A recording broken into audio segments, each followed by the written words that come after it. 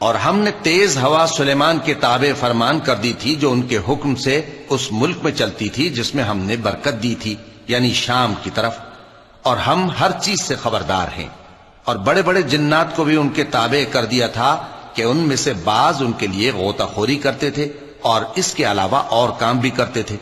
اور ہم ان کے نگہبان تھے۔ اور ایوب کو یاد کرو جب انہوں نے اپنے پروردگار سے دعا کی کہ مجھے تکلیف پہنچی ہے اور تو سب سے بڑھ کر رحم کرنے والا ہے، تو ہم نے ان کی دعا قبول کر لی اور جو ان کو تکلیف تھی وہ دور کر دی، اور ان کو بال بچے بھی عطا فرمائے اور اپنی مہربانی سے ان کے ساتھ اتنے ہی اور بخشے۔ اور عبادت کرنے والوں کے لیے یہ نصیحت ہے۔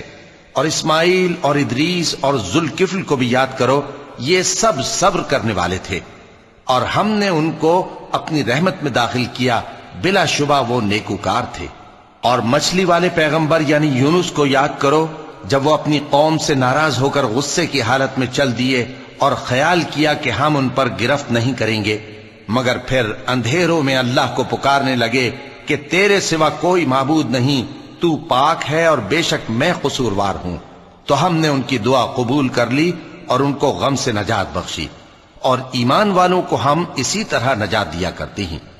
اور زکریا کو یاد کرو جب انہوں نے اپنے پروردگار کو پکارا کہ پروردگار مجھے اکیلا نہ چھوڑ اور تو سب سے بہتر وارث ہے، تو ہم نے ان کی پکار سن لی اور ان کو یحییٰ بخشے اور ان کی بیوی کو اولاد کے قابل بنا دیا۔